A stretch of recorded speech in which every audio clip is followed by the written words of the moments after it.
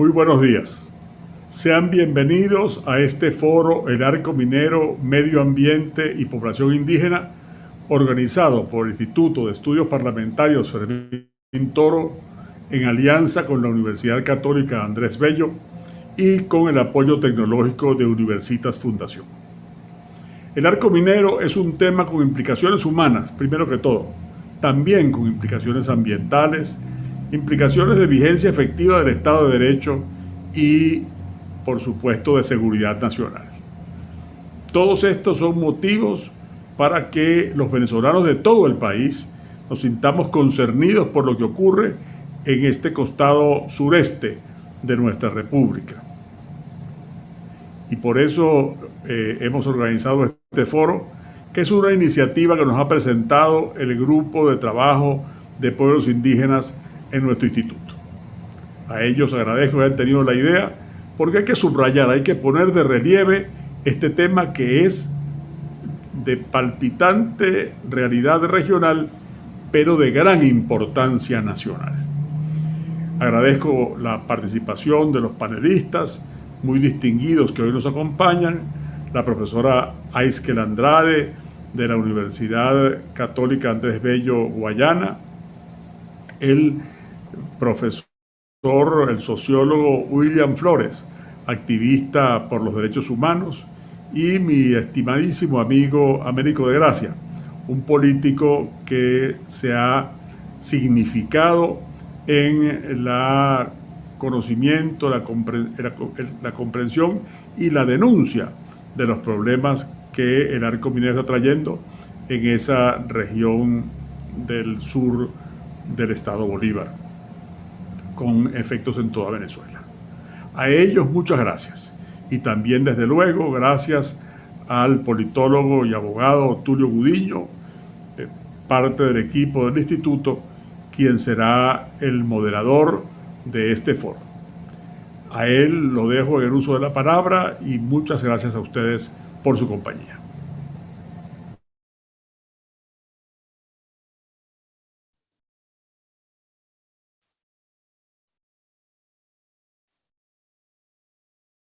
Buenos días, muy buenos días. Gracias al doctor Ramón Guillermo Aveledo por esa introducción a este importante foro denominado el Arco Minero.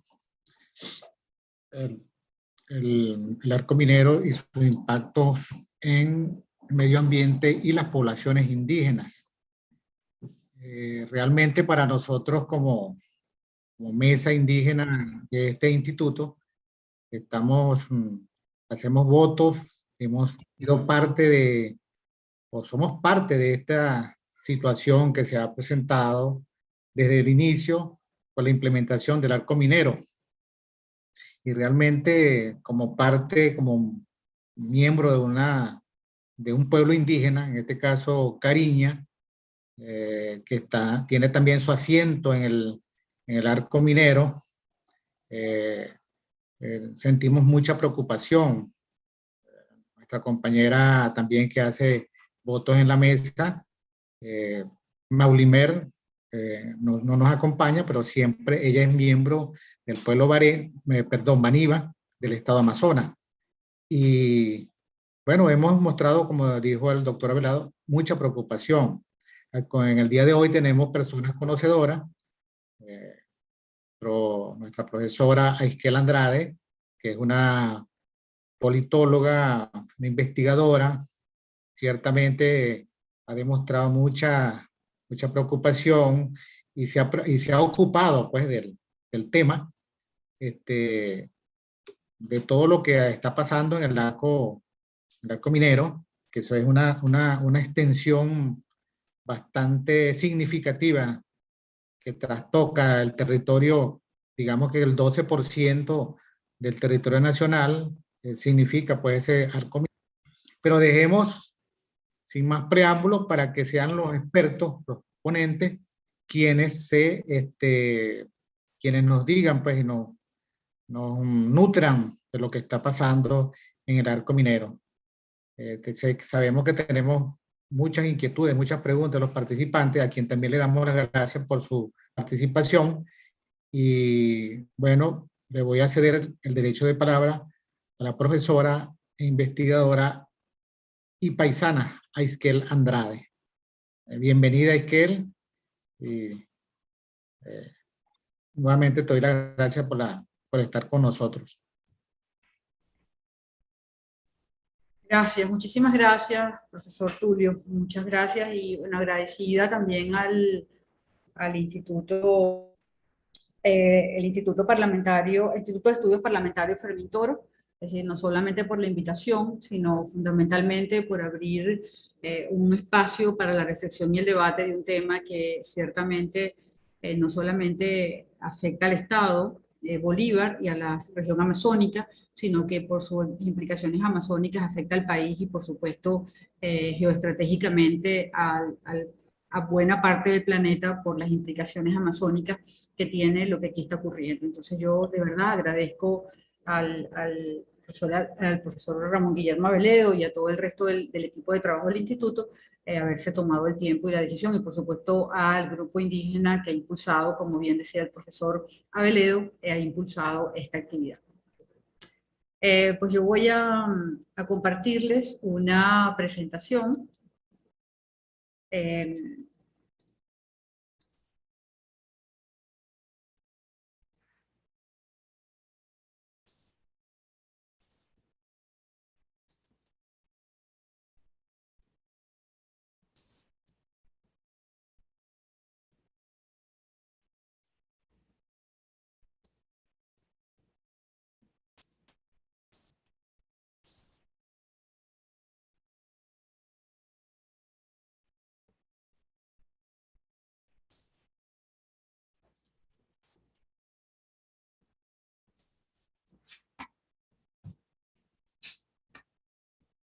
Ok, yo voy a compartir una presentación que va a poner énfasis fundamentalmente en el tema del bienestar humano y va a poner énfasis en las implicaciones que la política gubernamental que lleva adelante el gobierno en materia de minería tiene sobre el bienestar humano en el Estado, especialmente en el Estado Bolívar. Los datos que tenemos, que voy a presentar por razones de tiempo y por razones de digamos, el avance que hemos tenido, pues corresponden al Estado Bolívar. Y quería, antes que me permitieran brevemente, ubicar teóricamente la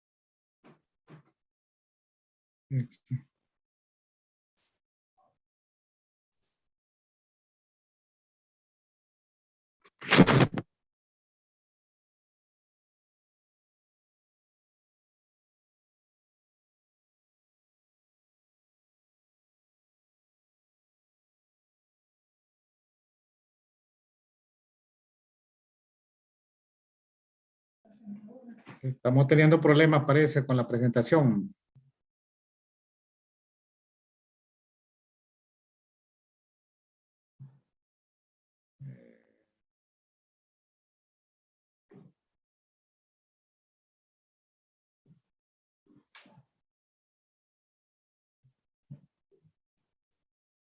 No. Ah, volvió otra vez. Hola, disculpen, espero que ahora sí podamos hacerlo. eh,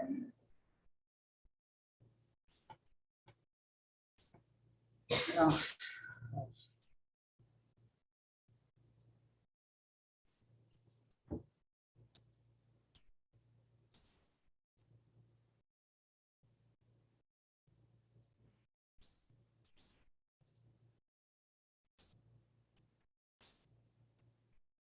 Ok, les decía que espero que ahora podamos tener aquí, me cambié de computadora y espero que podamos tener un mejor internet. Decía que voy a hacer un énfasis fundamentalmente dentro de lo que significa el desarrollo sostenible, en lo que tiene, digamos, un elemento importante que hay que considerar a la hora de evaluar la política minera del gobierno, eh, especialmente en la zona del arco minero, pero yo diría que es la política minera del gobierno, tiene que ver con recordar que digamos, el desarrollo sostenible, que es uno de los grandes problemas que siempre trae en el mundo entero el tema de la actividad minera, implica considerar tres factores fundamentales. Implica considerar el bienestar social, obviamente un modelo económico que vaya en sintonía con ese bienestar, que procure, que genere, que garantice el bienestar social y por supuesto los mayores niveles de protección ambiental. Porque entre otras cosas, el crecimiento económico no puede ser un fin en sí mismo, es decir, no puede, uno de los riesgos enormes que tiene la política tanto extractiva como el neoextractivismo, que incluso procuró o impulsó la idea de que generar mejor que extraer todo lo que se pudiera, pero para generar bienestar social era posible. Sin embargo, sigue teniendo el neoextractivismo que procuró la supuesta, digamos, grupos políticos ideológicos asociados a lo que se llamó el progresismo latinoamericano, decían o usaban la idea de que era posible realizar esta actividad, posible generar bienestar social, pero sin llevar adelante la suficiente protección ambiental. Esa fue la consecuencia enorme. Además, tampoco se desarrolló un modelo económico, pero tampoco, para decirlo rápido, tampoco se generó bienestar social, donde quiera que sea aplicado este modelo. Pero nosotros creemos que efectivamente las sociedades, como Haussmann, creemos que las sociedades buenas, humanas y justas tiene que ser la prioridad más importante del siglo XXI, es decir, la gente tiene que importar, y esta presentación está orientada un poco en esa dirección. También me permito señalar que cuando hablamos de bienestar hablamos de dos cosas. Hablamos fundamentalmente de las condiciones de vida, hablamos de trabajo decente, de seguridad, hablamos por supuesto, de nutrición, de agua potable, de servicios públicos, y también hablamos de las experiencias personales y las valoraciones que las personas hacen de su vida. Con lo cual, estos dos elementos son los con los cuales vamos a entrar a analizar qué es lo que está ocurriendo a propósito de la política gubernamental en el arco minero del Orinoco, y especialmente yo diría que el arco minero es la forma en la cual se promocionó la política minera del Estado. Se promocionó en la idea de que era posible extraer todos los minerales, especialmente el oro, y que era posible hacer eso para garantizar la vida buena de la gente, porque efectivamente extraer estaba destinado a procurar unas mejores condiciones, un ordenamiento del territorio. Eso fue, digamos, el discurso oficial que estuvo alrededor de esta idea del arco minero. Sin embargo, lo que vamos a ver ahora es qué es lo que ha pasado con esta política minera, digamos, ¿no? Y el enfoque, como ya les decía, que voy a utilizar para ello es el enfoque del bienestar humano. lo primero que uno podría decir es que si la minería en el estado Bolívar ha sido o genera opciones para el buen vivir, es decir, si efectivamente, porque de otro modo estamos hablando de una actividad económica que no está inscrita en un modelo de desarrollo sostenible. Entonces, bueno, esa es la pregunta que nos hacemos acá. O sea, nosotros hemos estado describiendo y hemos estado revisando en el Centro de Estudios Regionales de la Universidad Católica, describiendo los comportamientos que allí se generaron, o que se han generado y se siguen generando: la violencia generalizada, la desterritorialización, la existencia y la identificación de grupos y bandas irregulares a lo largo de los territorios de la actividad minera, la propia política minera del gobierno, la incorporación reciente o el fortalecimiento y la incorporación de la Corporación Venezolana en la minería. Pero las preguntas que nos hacemos: ¿cómo vive la gente? ¿De qué va la gente? ¿Cómo vive la gente en Las Claritas? ¿Cómo vive la gente en El Dorado? ¿Cómo vive la gente en Tumeremo? ¿Cómo vive la gente en las zonas que se han ido expandiendo de manera sorprendente, pero además en una velocidad enorme, entre el espacio que va entre Las Claritas, el kilómetro 88, y la entrada al propio municipio de Gran Sabana, que todos conocemos, es un territorio que tiene que ser protegido y garantizado, y que además está así por la legislación? Entonces, digamos que la pregunta que nos hacemos en el Centro de Estudios Regionales de la universidad: ¿qué pasa allí? ¿Qué pasa con la gente? ¿Cómo vive la gente en esas condiciones? Lo primero es que hay que entender que, pues, el Observatorio de la Región Guayana, que es un proyecto que llevamos en el Centro de Estudios Regionales, pues tiene en su página, estos son los centros poblados. Si uno revisa la forma en la cual se fue poblando o se ha ido poblando y hoy está poblado el estado Bolívar, lo primero que uno nota, evidentemente, que hay un poblamiento alrededor de lo que es también el arco minero, pero también hay un poblamiento alrededor de lo que es el lote 4 del arco minero del Orinoco, pero por supuesto también en todo lo que es la cuenca alta, baja y media del Caroní, y por supuesto todo el poblamiento alrededor de el municipio de Gran Sabana, ¿no? Ese poblamiento, sin duda alguna, y yo creo que es una cosa que habría que establecerse acá, pues ha sido parte de la vocación minera del Estado, y por lo tanto ha estado asociado, ese poblamiento ha estado asociado a las actividades mineras extractivas, tanto las de oro como las de diamante, como la propia actividad extractiva que se desarrolló en el municipio de Caroní. Pero esta imagen, pues, si la complejizamos un poquito, que es parte de lo que tenemos que en el estado Bolívar, el tema de la minería es de una enorme complejidad. Es decir, no es un asunto simple, no es un asunto solo, porque además es difícil, es una difícil solución, o digamos, la solución amerita entender la complejidad del asunto. Pues aquí tenemos en un poquito verde más claro lo que sería el arco minero del Orinoco, pero después están todas las zonas y áreas de protección ambiental, pero además de distintas áreas bajo régimen de administración especial, pero además de que en estos centros poblados habita población que ha habitado allí, como el caso de Tumeremo, es decir, es una población, digamos, fundada por los capuchinos, es decir, obviamente que no es una población reciente. Pero junto con esa población también encontramos que aquí hay población indígena ancestral que coexiste y convive en estos territorios junto con áreas de protección ambiental, es decir, con lo cual tenemos distintos grupos humanos que reclaman, que requieren y que precisan atención y protección. No solamente los grupos, y además, unido a esto, estos centros poblados han visto aumentar, al menos de manera pendular, su población por las dificultades económicas que tiene el resto del país. Entonces la atracción que siempre ha generado la minería, o las posibilidades efectivamente de poder creer que es posible obtener una vida decente o obtener ingresos para la familia, ha atraído a muchísimas poblaciones, a muchísimos grupos humanos de distintos estados del país. Entonces eso, por supuesto, hace mucho más compleja esta situación. Pues entonces el mapa completo de todo lo que allí tenemos en el estado Bolívar: tenemos, digamos, en resumen, centros poblados tradicionales, tenemos actividad minera, centros poblados, actividad y población que digamos, se va incorporando a partir de esa actividad minera que se desarrolla a lo largo del estado. Pero entonces entramos en el análisis, ¿qué ha pasado allí? Porque el gobierno en el 2019 estableció un diagnóstico, es decir, un diagnóstico que yo voy a utilizar, porque evidentemente es un diagnóstico no interesado, y para poder ver entonces cuáles son los resultados que hoy tenemos, ¿no? En esos centros poblados, ¿qué va de la vida de la gente allí? ¿Qué va de los pueblos y comunidades indígenas? ¿Y qué va del ambiente, digamos, ¿no?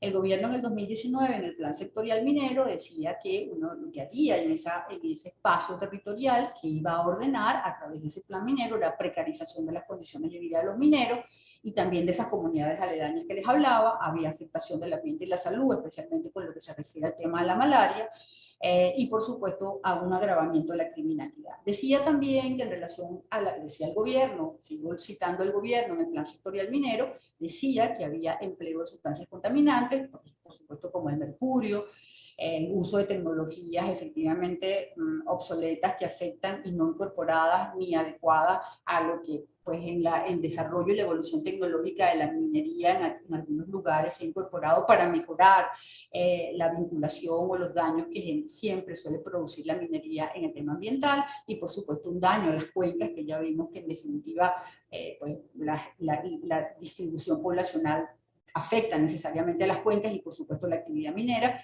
y por supuesto las aguas, digamos, subterráneas, produciendo una grave contaminación de los suelos.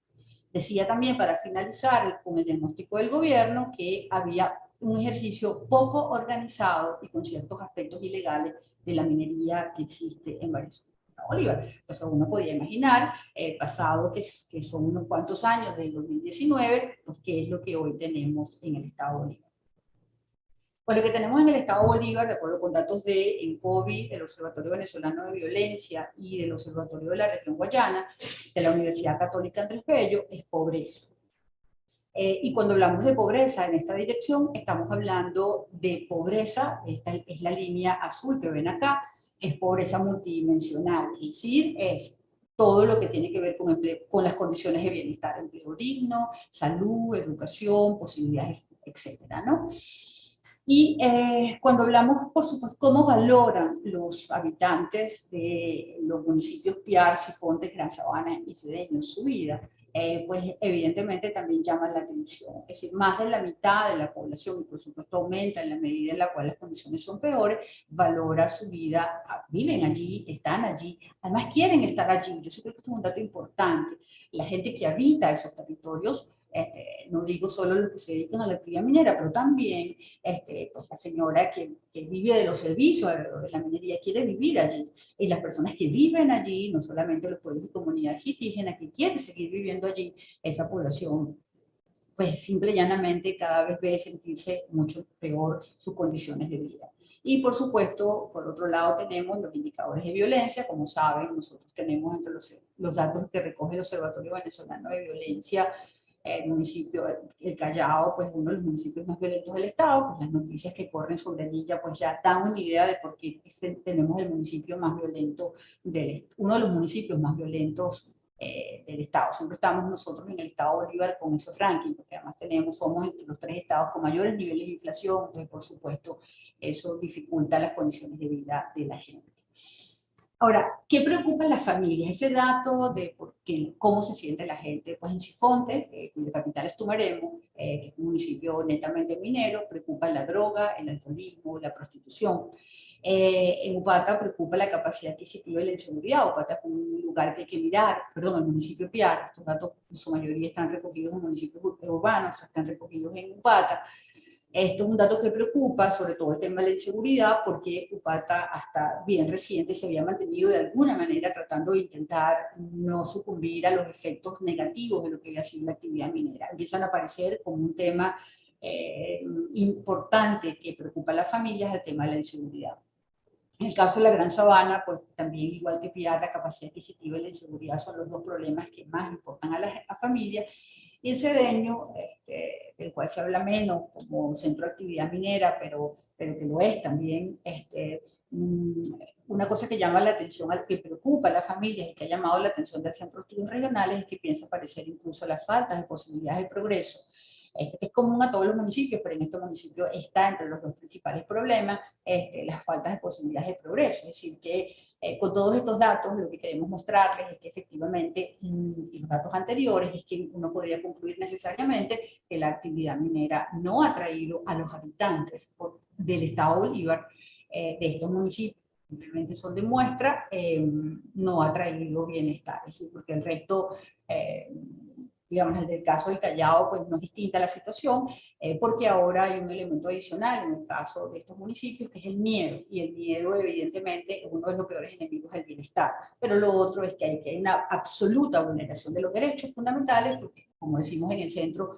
pues evidentemente no hay mayor violación a los derechos fundamentales que un Estado en el cual efectivamente lo que prevalece, y además en los municipios mineros, es efectivamente la pobreza. Ya para ir finalizando, pues decía, hay junto con estos elementos que tienen que ver con las condiciones de bienestar o de vida, o de qué va la vida en los municipios mineros, y en los que tienen impacto minero, y sobre los cuales hay impacto minero, pues también hay otro elemento que señalaba incluso el profesor Aveledo al inicio, que tiene que ver con la institucionalidad. Como saben, los datos del Banco Mundial señalan a Venezuela entre los países que no están en guerra, pero que tienen un altísimo nivel de vulnerabilidad y de fragilidad institucional. Eso en el caso de los municipios, de los municipios con actividad minera del Estado Bolívar, eso se expresa en desterritorialización, es decir, la pérdida absoluta de la capacidad del Estado de poder influir y tomar decisiones en esos territorios. Digo del Estado, no de los gobiernos y los grupos armados irregulares o bandas armadas irregulares que vinculadas al gobierno por omisión o por acción, efectivamente determinan la vida y la forma en la cual se desarrolla la vida. Es decir, lo que estamos diciendo con la desterritorialización es que el Estado no tiene ningún tipo de control claro, evidente, organizado en esos territorios. Por supuesto, eso hace, nosotros nos habíamos estado preguntando hace rato en el centro, ¿por qué la violencia? Del municipio, por supuesto, esta desterritorialización contribuye a la consolidación de la violencia y, por supuesto, la pobreza influye en ello, la corrupción de las instituciones judiciales y, por supuesto, el crimen organizado por la anuencia, por supuesto, por omisión, al menos las evidencias lo que dan es que hay una omisión, y si hay una omisión, por supuesto, que los territorios civiles, que la consecuencia es que están controlados territorialmente por grupos y bandas armadas. No voy a entrar en detalles sobre cuáles son sus comportamientos, sí, por supuesto, dos cosas, ¿no?, que hemos ido encontrando como explicación de eso. Y lo que hemos ido encontrando es que las regiones, o sea, no solo para el caso, sino los datos que encontramos en la región Guayana, nos llevaron a preguntarnos qué es lo que pasa donde ocurren altas tasas de pobreza con altos niveles de fragilidad institucional. Eso, por supuesto, son las condiciones perfectas para la ilicitud y la economía ilegal. Y por supuesto, solamente para ahondar en datos, el economista Zambrano, que dirige ANOVA Policy Research, tiene unos datos que nos parecieron interesantísimos, y es las tasas de vulnerabilidad general. En el caso del Estado Bolívar es del 61%, pero en los municipios que están al sur, que son de vocación minera y que están realizando actividad minera, esa vulnerabilidad supera el 80%. Por supuesto, la implantación de un orden paraestatal, es decir, eso es lo que tenemos seguramente, mi querido amigo Américo de Gracia, pues que siempre tiene absoluta preocupación por el tema, pues seguramente hablará de ello, pero la implantación de un orden paraestatal que usa la violencia como recurso ordinario y acatado por la comunidad. Eso, por supuesto, aumenta la violencia, hace del Estado Bolívar uno de los estados más violentos del país, con muertes violentas, con 56.8 muertes violentas por cada 1000 habitantes.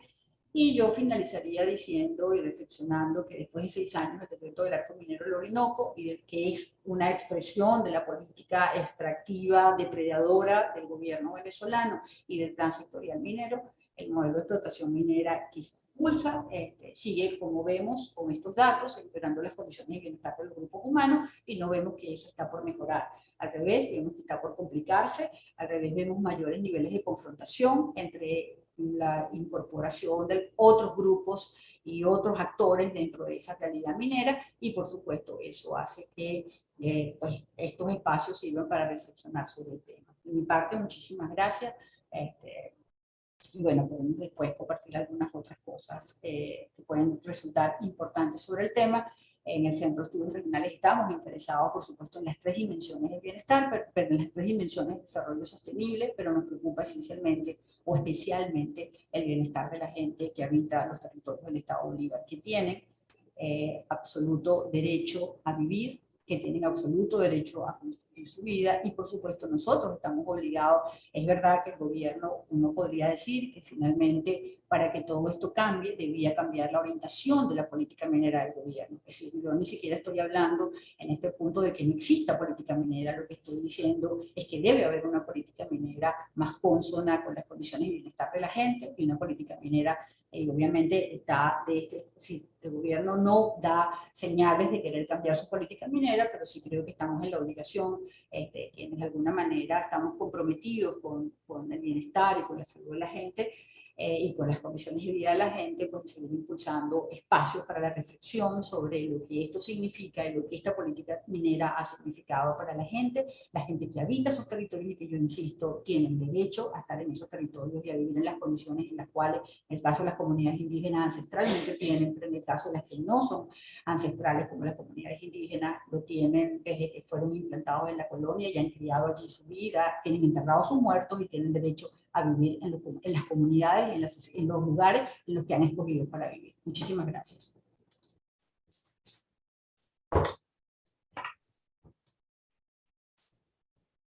Gracias, profesora. Muy bueno, buena su exposición, de verdad que de mucho valor.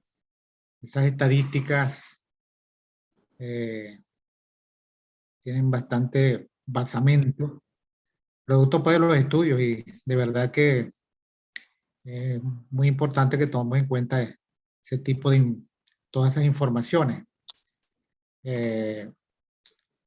Ciertamente las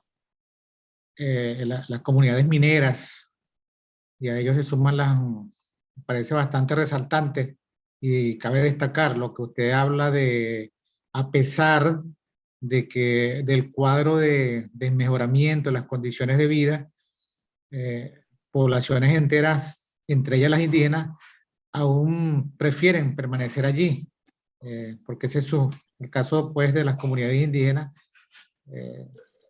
Siempre lo hemos dicho, ¿para dónde van las comunidades? Siempre tienen que estar ahí. Y para protegerlos el medio ambiente, ¿qué más que las comunidades indígenas que han conservado el ambiente desde tiempos inmemoriales, ancestrales? Y bueno, esa es una realidad. La realidad está allí, pues. El hecho que se sigan manteniendo o quieran permanecer en su hábitat, a pesar de las múltiples consecuencias que ha traído consigo la implementación de este proyecto estratégico, que de estratégico, bueno, tienen mucho que desear la definición de estratégico para el gobierno nacional.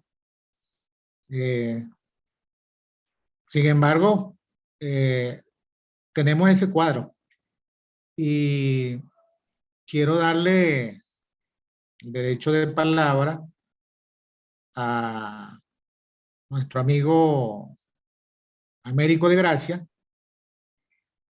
No lo veo, creo que se salió. Sí, estoy aquí, ¿me escuchan? Sí, sí, ya, ahora sí, sí, correcto, correcto. A nuestro amigo Américo, luchador, ha sido diputado, ha sido alcalde, es profesor, es candidato a gobernador, y en fin, pues una persona muy vinculada a los temas del sur del estado Bolívar, que lo ha caracterizado básicamente en los últimos años con esta lucha contra la implementación de ese desarrollo estratégico, Américo. Ese concepto de estratégico, ¿será estratégico para desarrollo o para destrucción? Porque estratégico no vemos pues el desarrollo que el gobierno estaba buscando con la implementación de ese arco en gran parte del territorio del estado Bolívar. Américo también reconozco que es un luchador y siempre ha sido una voz para los pueblos indígenas, el cual pues siempre hemos tenido algunas conversaciones con respecto a lo que está pasando en las comunidades indígenas, el impacto que ha tenido desde el punto de vista ambiental, social y cultural. Pues allí no es menos cierto que se ha venido hablando pues de un etnocidio, porque lo que podemos ver a futuro es la desaparición de nuestras culturas indígenas, básicamente del pueblo Pemón, recordando pues que en el estado Bolívar hacen vida 17 pueblos indígenas y allí pues Américo tiene conocimiento de eso, de lo que ocurre en nuestras comunidades indígenas. Entonces, sin más preámbulo, Américo, yo creo que la palabra desarrollo estratégico, el arco minero, creo que allí deja mucho que desear, ¿no? Entonces, bueno, te dejo en el uso de la palabra para que nos nutra pues con tu conocimiento que tienes del tema del arco minero, de digamos, la contaminación ambiental y esos impactos en las comunidades indígenas. Adelante. Sí, bueno, buenos días, muchísimas gracias a cada uno de ustedes por acompañarnos en este foro organizado por el Instituto de Estudios Parlamentarios Fermín Toro. Y, por supuesto, agradecerle a su presidente, al doctor Ramón Guillermo Aveledo, por haberme incluido entre los panelistas, a Tulio Gudiño, amigo de toda la vida y dirigente y líder indígena, a Isquel Andrades, quien fue una de las principales ponentes con ese excelente informe de parte del Observatorio de la Universidad Católica André Bello para la región guayana, a todos y cada uno de los participantes y, por supuesto, al sociólogo William Flores, que también nos acompaña. Agradecido a Angélica y a Álvaro por servirnos pues de anfitriones y ayudarnos pues con la presentación de este importante foro para nosotros.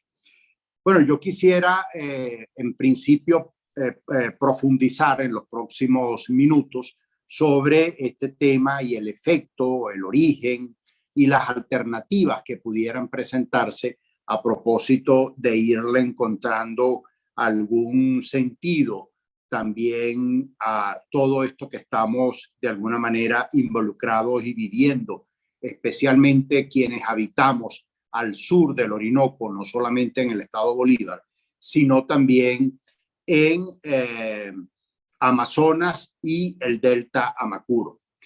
Y por supuesto, hemos venido viviendo una involución. Yo quiero que en principio apuntarle algunas cosas como por ejemplo, el arco minero, si bien Guayana ha tenido siempre una vocación de la minería, no solamente por el oro, el diamante, ahora el coltán, sino también por el hierro, la bauxita y todo esto que significa. Sin embargo, esta bulla minera que se ha desatado en los últimos tiempos ha sido orquestada insólitamente como nunca antes por el gobierno y por el Estado venezolano en cualquiera de sus modalidades. Primero fue llamada Misión Piar, que no tuvo otra tarea que no fuese la de desarticular la poca institucionalidad que existía fundamentalmente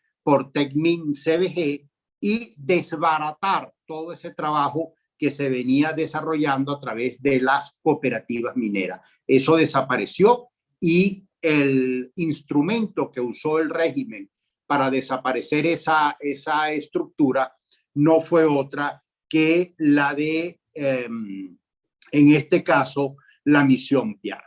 Pasamos inmediatamente a la reconversión minera.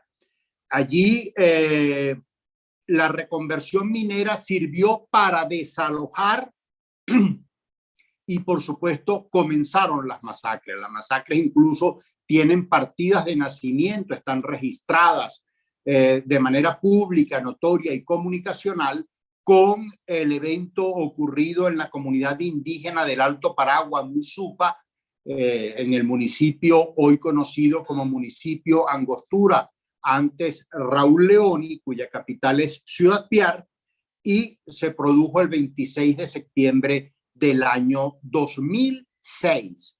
Y por supuesto, allí murieron 8 personas. Los autores materiales de esa masacre fueron las Fuerzas Armadas Nacionales. Eso fue un punto de inflexión, de quiebre, porque inmediatamente entonces fueron ocupado el rol que venía ejerciendo las Fuerzas Armadas, fueron ocupadas entonces cuando se le inocularon a las zonas mineras los jefes pranatos, o sea, los delincuentes, y la delincuencia organizada comenzó a tomar forma a partir de ese acontecimiento, pero instrumentado por prácticamente el Estado venezolano a través de la Corporación Venezolana de Guayana, presidida en aquel entonces por el general Rangel Gómez, luego continuada su tarea al frente de la misma, la gobernación, y por supuesto vivíamos los tiempos del presidente Chávez. Inmediatamente de la reconversión minera pasamos al Plan Caura, que tuvo varias fases, pero el propósito del Plan Caura era entonces tener la militarización de las zonas mineras, o sea, el control, si no la administración directa, porque la estaban ocupando los pranes, sí el tutelaje de esta, y por supuesto los pranes le rendían cuentas entonces al alto mando militar que dirigía estas operaciones.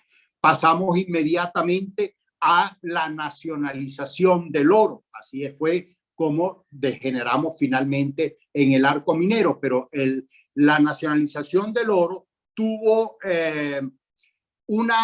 vamos a decir, una cínica intervención, diciendo que se estaba estatizando, que se estaba nacionalizando el oro, pero curiosamente la única empresa del Estado venezolano en esos tiempos de nacionalización pasó a ser manejada por Mivintur, que es Minería Turca Venezolana, cuyo propietario hoy está preso, detenido en Estados Unidos, y es nada más y nada menos que Alex Saad, o sea, que pasó a administrar de modo directo, sin ser concesionario, la única empresa venezolana de oro que existe en el país hasta la fecha, llamada con concesión legal otorgada en los años 70 por el entonces presidente Rafael Caldera, Minerven. Minerven pasa a ser tutelada, dirigida y administrada por una supraempresa transnacional llamada Miviturben, Minería Turca Venezolana. Entonces, así fue como pasamos en febrero del año 2016 al arco minero y, por supuesto, llamada del Orinoco, que causó pues todo o ha venido causando estas consecuencias de holocaustos ecológicos. Se acabaron las concesiones mineras, desaparecieron las concesiones mineras como instrumento para ordenar una actividad tan delicada para finalmente entonces producir y tener lo que ellos llaman en la Corporación Venezolana de Minería, dirigida por el general Carlos Osorio, las alianzas, que no es una figura jurídica que tenga valor o que exista, pero que de manera fácticas operan, que es como una suerte de contrato bilateral entre la Corporación Venezolana de Minería y a quien le otorgan la alianza para explotar alguna actividad minera en esta zona. Así fue como entonces comenzaron a ocupar territorialmente todo lo que es el aspecto del arco minero. Yo quisiera que me mostraran la tercera, exacto, la tercera lámina, donde aparece, por supuesto, la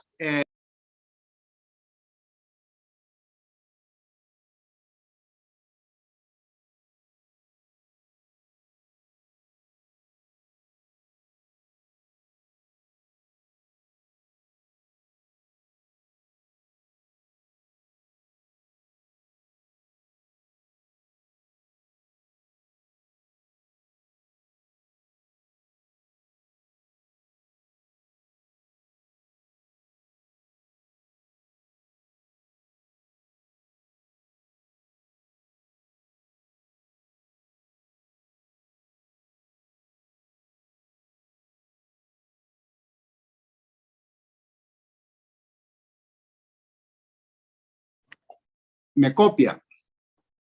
Sí, ahora sí, volvió. Ok.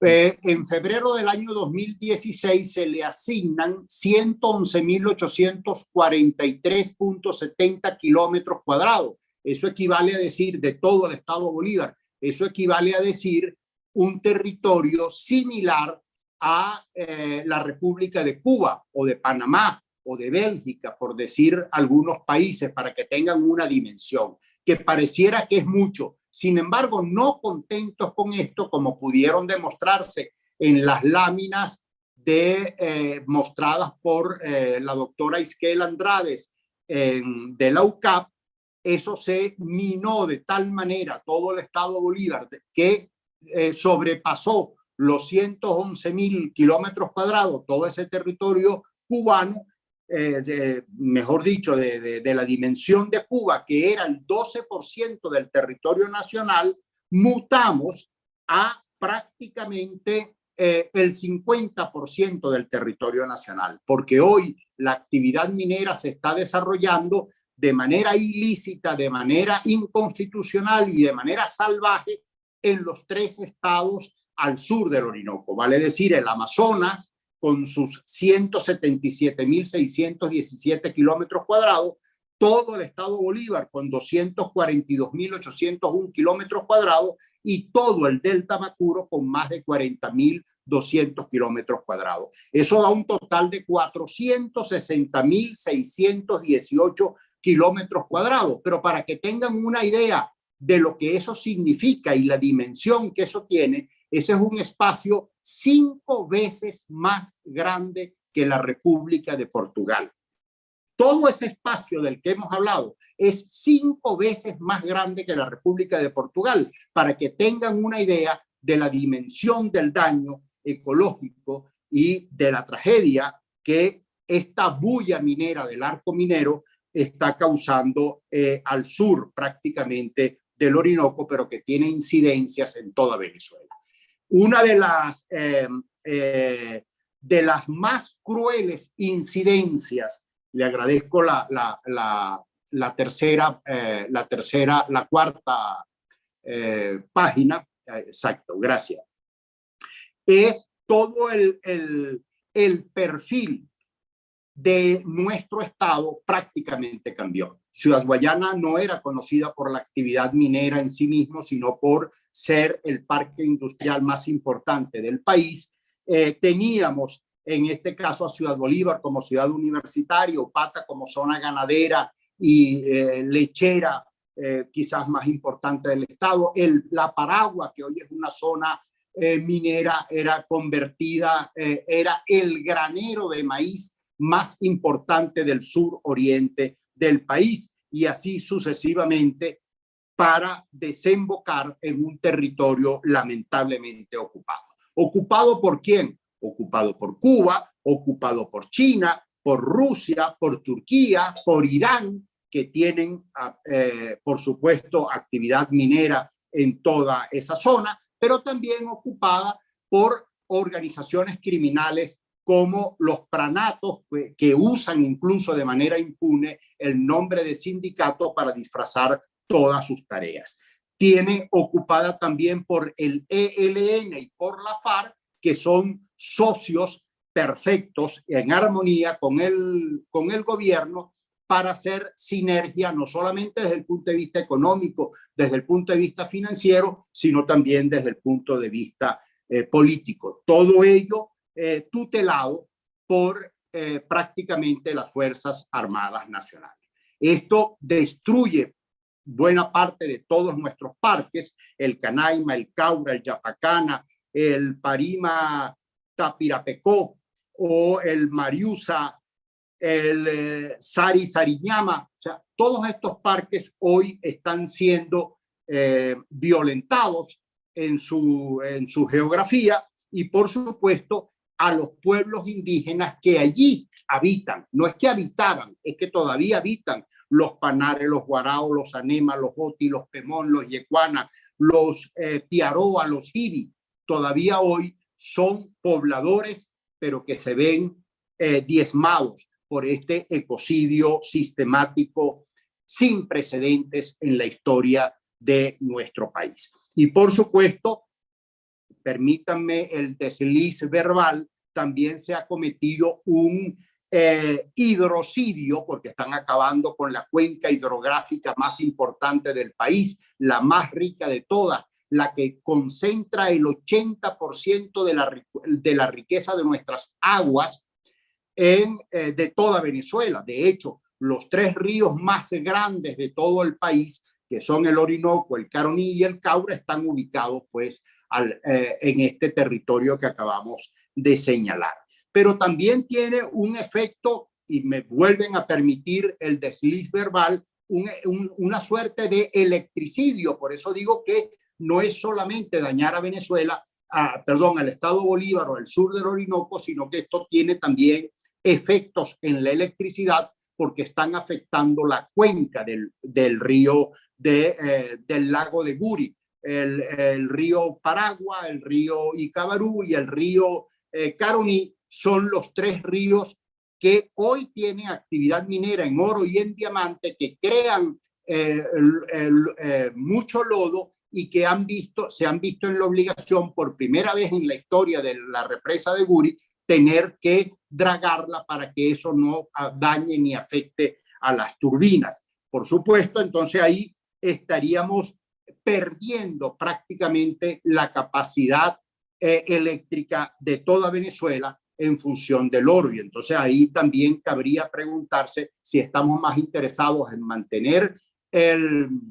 la fuente hidroeléctrica o el oro que esto nos produce. Además, el etnicidio y el ecocidio, la muerte y la desaparición de los pueblos indígenas que están siendo diezmados, perseguidos, colonizados, que utilizan incluso la gasolina. El gobierno utiliza la gasolina como trueque para obligar a los indígenas a incentivar o estimular que trabajen la minería a cambio de que ellos le dan la gasolina que necesitan para sus actividades fluviales.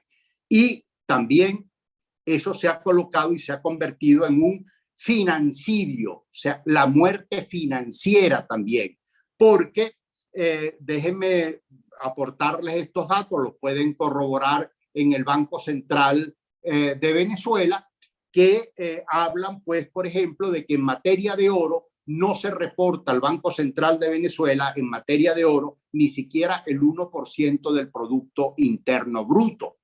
En consecuencia, ¿dónde va la ganancia de todo el oro y de todo el daño que están causando por este concepto en nuestro territorio? El segundo elemento, por concepto de diamante, no ingresa al patrimonio nacional, vale decir, al Banco Central de Venezuela desde el año 2006, ni un solo centavo de dólar.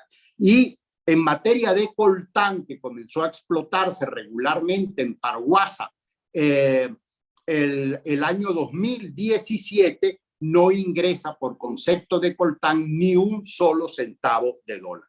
Oficialmente, en consecuencia, no hay pues ganancias para el país. No significa esto que no ingresan los dólares, por el contrario, se beneficia una élite importantísima. Y permítanme entonces brevemente, para cerrar con esto, la última lámina, la lámina número 5, por favor, porque obviamente no es suficiente que nosotros presentemos en este caso el problema, sino que también comencemos a asomar algunas alternativas. Es importante saber que el río Caroní, la hidroeléctrica de Guri, antes conocida como Edelca, generaba 26.000 megavatios de electricidad para el país, y eso equivale a 800.000 barriles de petróleo diarios.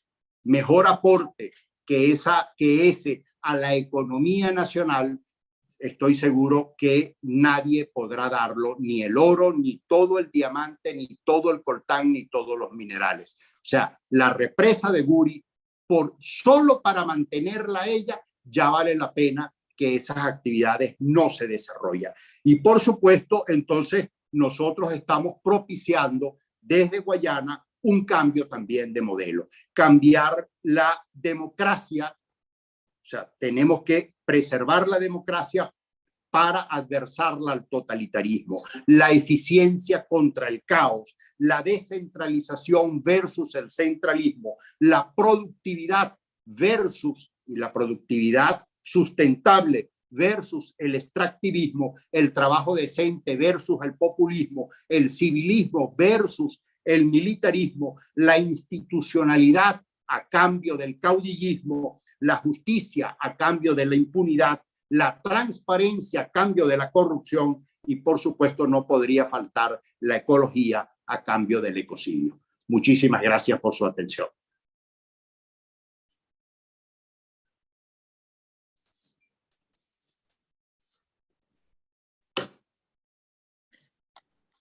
Muchas gracias a ti, Américo. Excelente. Esa información. Sabemos que has estado al frente de esa lucha. Y mucho lo hablo desde el punto de vista de, como miembro de una comunidad indígena, siempre están pendientes de las denuncias, así como de todos aquellos que están interesados y todos aquellos que pueden aportar en la solución de este gravísimo problema que se está convirtiendo pues con consecuencias sin precedentes. La cantidad de personas que tenemos allá en el sur del estado, de todo el país y como lo dijo Américo, de algunas otras nacionalidades. Ciertamente la actividad minera siempre ha sido una alternativa porque antes se practicaba la artesanía, artesanalmente, lo hablo desde el punto de vista de que no habían grandes maquinarias que produjeran ese tipo de impacto social, ecológico, ambiental, como lo está ocurriendo en estos momentos, porque había mucha actividad minera artesanal. Y como dije, la actividad minera era una alternativa a la forma de obtener ingresos. Cualquier persona que tuviera algún problema económico, no conseguía empleo, no tenía empleo, veía la actividad minera como una solución para obtener ingresos a la familia. Y básicamente, porque lo he escuchado en personas que desconocen la actividad minera, piensan que ir a las minas es conseguir el oro rápidamente y ya las soluciones están ya encontradas.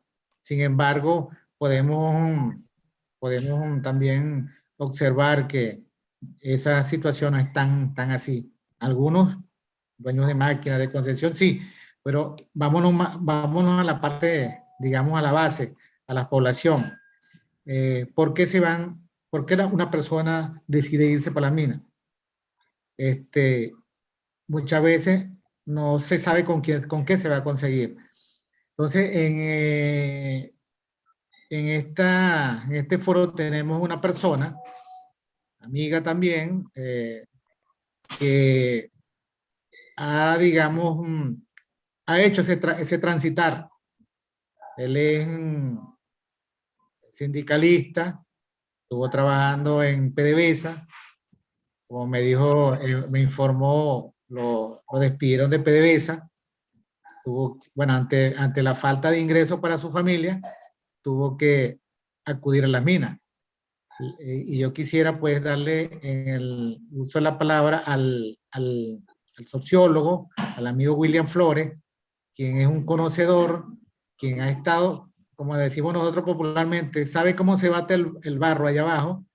Y bueno, él también es una persona que conoce este tipo de actividades y nos puede también nutrir con su información de qué es lo que está pasando actualmente en estos momentos allá en el arco minero, o básicamente en los municipios donde se está llevando a cabo la minería. Dejo en el uso de la palabra al amigo, al sociólogo William Flores. Adelante, William. Muchas gracias, Tulio, por la oportunidad que me brinda. Al mismo tiempo, gracias al Instituto de Estudios Parlamentarios Fermín Toro, al doctor Ramón Guillermo Aveledo, a la doctora Aikel Andrade por excelente participación. Mi gran amigo Américo de Gracia, siempre luchador, pendiente de la problemática minera. Yo quería retomar un poquito, decía algunas de las palabras que tú decías, que hay personas en la ciudad que creen que la actividad minera es llegar y ya tú llegaste y conseguiste el oro. O sea, hay muchas cosas que le venden a uno fuera, y cuando uno se adentra en el corazón de la montaña, se consigue con otra situación. Y lo digo a manera de personal. Yo era una persona que vengo, como tú lo decías anteriormente, estaba ejerciendo durante 7 años, estuve como gerente de relaciones laborales en PDVSA Santo Tomé. Fui despedido de la industria petrolera a raíz del paro del 2002, posteriormente algunas problemáticas allí. Fuimos acusados como todos de terrorismo. Me vi en la obligatoriedad de incursionar a la mina porque prácticamente, lo digo así, me estaba muriendo de hambre junto con la familia. Me habían vendido de la zona minera una imagen distinta a lo que me conseguí yo cuando me llegué allá al corazón de las minas. Mire, y las minas no es como lo pintan. Allá se vive un horror grandísimo.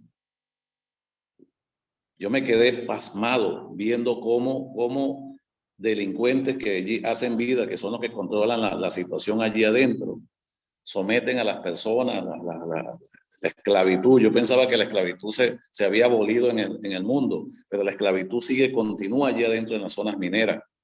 Personas que llegan sin rumbo, buscando un porvenir para su familia, buscando un mejor futuro para sus hijos, y se encuentran con que todo el que llega a la zona minera tiene que ponerse a derecho con estas bandas armadas que hacen vida allí.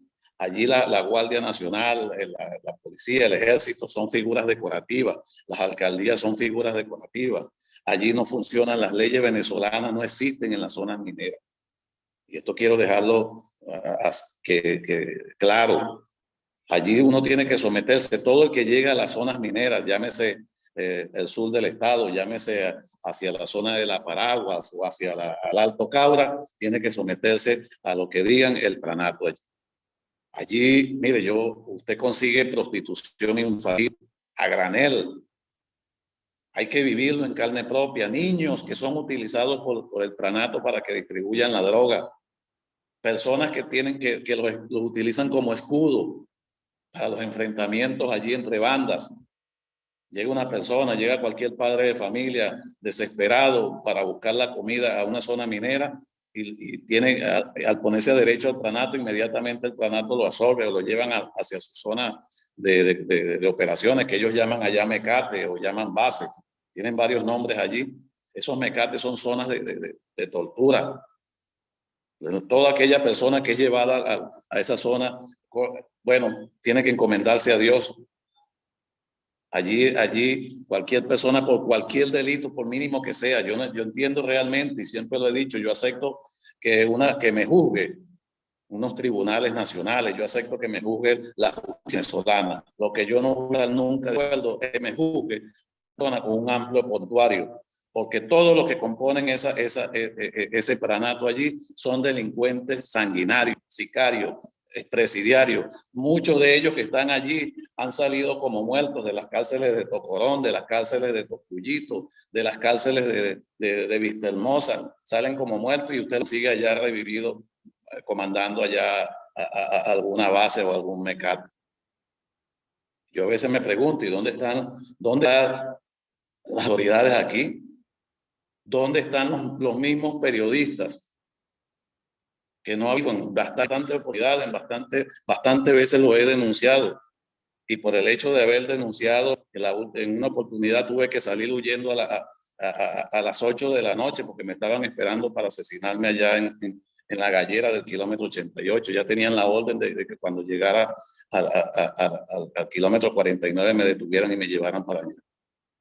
Entonces, tuve que salir a las 8 de la noche huyendo por la montaña y llegué a las 11 de la mañana caminando casi 14 horas casi por la selva. Llegué a un caserío indígena, que era de esos indígenas de un caserío llamado San José, que está en el kilómetro 10 en la carretera de El Dorado, kilómetro 88. Allí esos indígenas me rescataron y fueron los que pudieron salvarme.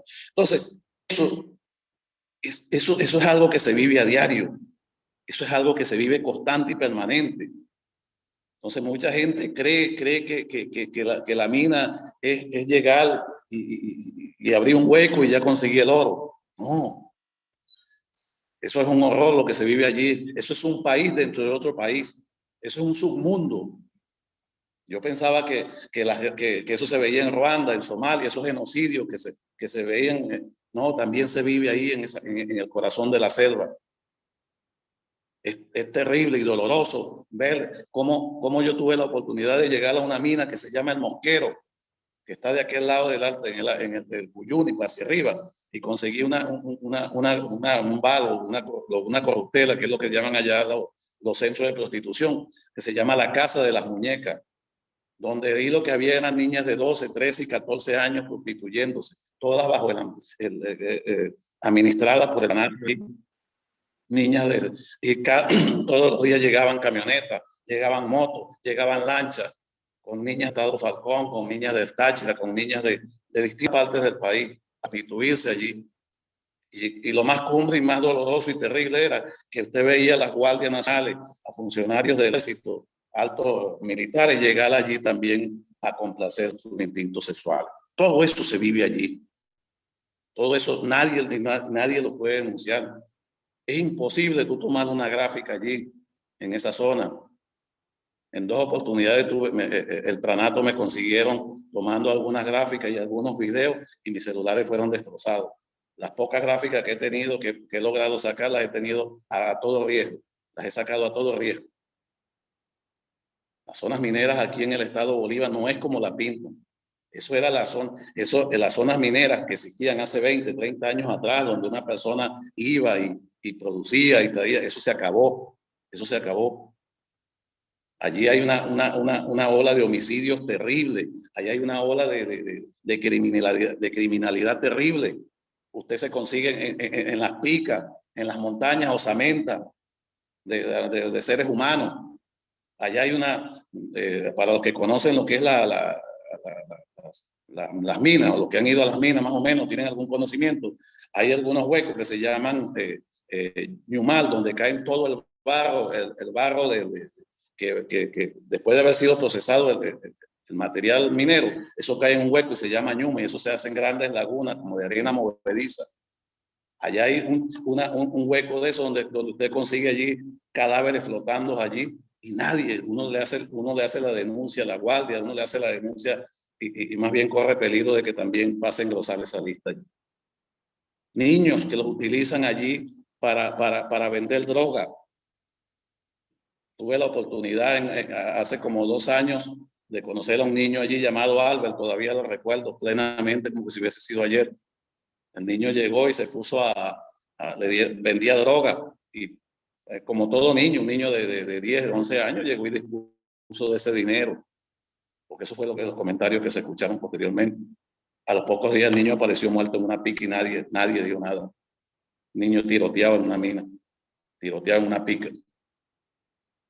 2 niñas desaparecidas de ahí, de una de las corruptelas, de una niña de 11 y una niña de 12 años.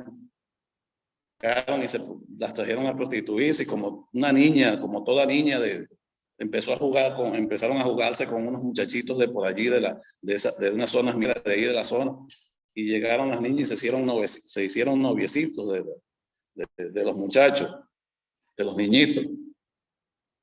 La última vez que llegaron los pranes y se las montaron en una moto y se las llevaron, más nunca se supo de las niñas. Al poco tiempo llegaron los familiares buscándolas. Entonces, nadie dice nada. Ustedes en muchísimas oportunidades ven una cantidad de personas que están, que los familiares colocan, salió para una mina, está desaparecido, tiene tantos meses que no. Muchas de esas personas no las van a conseguir jamás. Muchas de esas personas no las van a volver jamás, a ver jamás, porque fueron asesinadas o fueron comidas por ahí. Mira, hemos llegado ahí se vive un estado tan horrendo que allí las personas que son asesinadas son descuartizadas y echadas a los marranos, a los cochinos que andan por ahí en las montañas. Eso se vive allí, eso lo viví, no es que me lo contaron, lo vi yo ahí, yo tuve 4 años allí, para mí eso fue, yo al principio cuando llegué a esa zona allí, llegué con una imagen de un futuro, pero después viendo tantas injusticias, viendo tanto dolor, viendo tanta miseria, viendo lo que se vive allí, bueno, no más remedio que seguir, que adherirme ahí y seguir luchando, hasta llegar al punto de que tuve que salir huyendo. Ya tengo 6 meses que fue casi que fui asesinado allí en el kilómetro 49 en una mina que llaman María Para. Entonces, como yo a veces digo, ¿es esto el arco minero que quería? ¿Esto es lo que habla el gobierno? Nadie denuncia nada. Allí lo que se vive es un horror extremo, un horror terrible. Las personas se mueren, dígame la malaria, el paludismo. Y lo digo, yo pasé más de 33 paludismos, 33, casi 33 veces me dio paludismo. Perdí a mi hija de 17 años, la perdí allí porque me acompañó y tuvo 15 días conmigo ahí en una zona minera que llaman La California. Y allá mi hija se me contaminó con paludismo.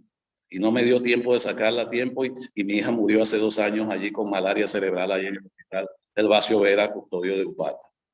Porque hasta allí fue donde me dio tiempo de llegar. Yo tuve 6 días en el hospital Gervasio Vera, Custodio de Upata, allí con una malaria cerebral en terapia intensiva. Y así como yo tuve la oportunidad, así, también hay personas allí que no les da tiempo de salir, porque la malaria es una enfermedad letal, sobre todo ese paludismo que llaman fascífaro, porque hay 3 tipos de paludismo: el viva, el fascífaro y el icto. Pero hay uno que es letal, muy letal, que es el fascífaro. Eso lo ataca a uno demasiado rápido. Es un paludismo muy agresivo. Y mi hija, lamentablemente, le pasó ese paludismo, ese virus. Y me agarró ese paludismo y se me fue para el cerebro. Tuve 6 días de malaria en terapia intensiva, ahí en el hospital Gervasio Vera, Custodio de Upata. Pero también así, hay personas que están muriendo allá adentro de paludismo. Allá adentro hay personas que mueren de paludismo y son tirados, son botados como cualquier persona, como cualquier algo sin valor, porque son personas que no tienen familia, son personas que ni siquiera los familiares saben que están allí. Muchas de las personas que están allí adentro son personas profesionales. Ahí usted se consigue doctores, abogados, ingenieros, médicos, maestros. Ahí hay profesionales que están sometiéndose a este tipo de humillaciones, a este tipo de atropello, a este tipo de explotación, a este tipo de esclavitud. Como también hay muchísimas personas que están siendo solicitadas por los organismos policiales que también están escondidos allí y no salen de allí. Ahí hay personas que tienen 4, 5, 8, 10 años internados que la familia ya los da por muertos. Y puedo dar un caso de un amigo de nosotros. Creo que, si no me equivoco, es concejal del municipio Caroní, Luis Medina. Luis Medina tiene un hermano que ellos lo daban por fallecido, por desaparecido ya. ¿Y cuál es mi sorpresa? Que yo en el corazón de esa montaña, por allá, me consigo un hombre con una chiva larguísima por aquí que le llegaba por la barriga, aquella melena, aquella cosa. Y yo veo que el hombre se me queda viendo y me dice, ¿tú eres William Flores? Y yo le digo, sí. ¿Tú eres amigo de Luis Medina? Yo le digo, sí, vale, claro, Luis es mi hermano y somos amigos. Me dice, oye, yo soy hermano de él. Yo tengo unos cuantos años perdidos por aquí, por la montaña, y no me he podido comunicar. Yo quiero que tú me des información de qué es la vida, cómo está mi mamá. Ese tipo de cosas. Bueno, yo me senté a hablar con él, me ve para el campamento, lo tuve varios días allá en el campamento, le presté el teléfono para que se pudiera comunicar con Luis Medina para acá, y toda su familia. Y ahí está Luis Medina, cualquiera que lo conozca, creo que es concejal del municipio de Caroní, te puede dar fe de lo que estoy hablando. Entonces, cosas como esas se viven a diario. Las zonas mineras que se vende no es lo que vive allá adentro. Allá adentro uno tiene que pagar hasta para reírse. Allá adentro las personas que venden café, que un termito, que venden cigarros detallados, tienen que pagar una grama mensual el pranato. Allá los trabajadores de la minería tienen que pagarle a los sindicatos, a los mal llamados sindicatos, decía América. Por eso lo que son grupos delictivos sanguinarios. Allá usted llega, allá cualquier minero se mete en una montaña virgen. Son 111.000 kilómetros cuadrados del arco minero. Cualquier persona, cualquier minero, cualquier bateero, que llaman bateero o palero, se mete en cualquier barranco por allá y se pone a explorar y saca un poquito de oro y no le notifica nada a los malandros, eso, a los sindicatos, eso, ya inmediatamente, y si lo descubren, ya lo mutilan porque lo acusan de ladrón. Esas son cosas las que se viven allá adentro. Allá cualquier persona acusa a otra persona, se llevan para ayer al kilómetro 88. Estoy hablando del caso del sur. O si no sé, y si estamos aquí en Tumeremo, bueno, ni se diga. Peor todavía la situación. Ahí se llevan eso a los mecates, los torturan, los mutilan. Cualquier persona que le dé la gana de decir, cualquier mujer que pelee con su esposo allá adentro, como toda pareja, y lo denuncia ya, tú me cates de eso, a ese esposo vi, lo lleva, le dan una y lo dejan inválido. Cualquier que le metan un poquito de oro, siempre hay algún oro por ahí ligado, porque lo he visto yo en bastantes oportunidades, bastantes veces. Yo estuve trabajando bastante como comerciante allá adentro. Y bastantes veces me tocó irme con algún oro que me lo metían ligado. Bueno, eso era un peligro. Una persona que la consigan vendiendo un poquito de oro ligado allí, eso es su sentencia de muerte. Allí no hay derecho a defenderse, allí no hay derecho a pataleo. Entonces, yo con esto finalizar, yo quisiera que este foro no vaya a quedar aquí, que no sea el último.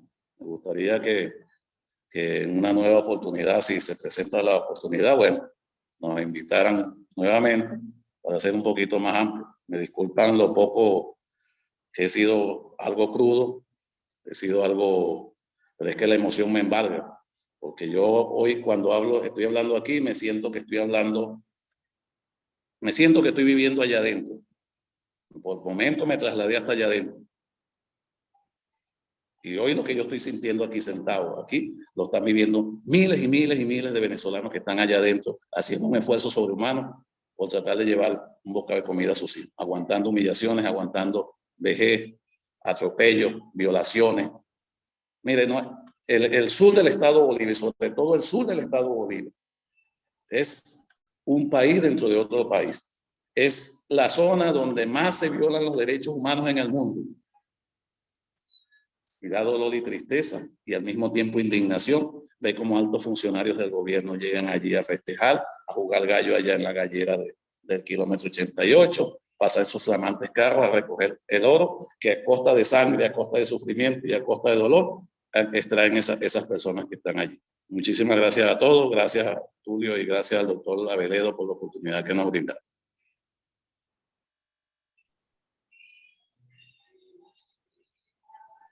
Muy bien, William, para ese relato de lo que ocurre en las minas, de lo que viven cada una de las personas que están allá adentro, en esa zona de lo que es objeto del tema, el arco minero. Y como esa es la idea, William, de esta plataforma del Instituto de Estudios Parlamentarios Fermín Toro, estamos llevando a cabo. El caso, por ejemplo, de la Mesa de Pueblos Indígenas, es también ser una ventana para que las personas se expresen, para que con conocimiento de causa también se le lleguen a personas conocedoras, personas que puedan apoyar, como por ejemplo centros, fundaciones que se dedican a apoyar a esas personas que están allá, que se dedican a apoyar a las comunidades indígenas.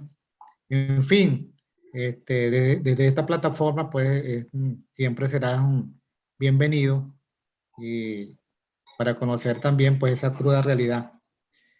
Le quería invitar también a los participantes que pueden hacerle preguntas a los ponentes.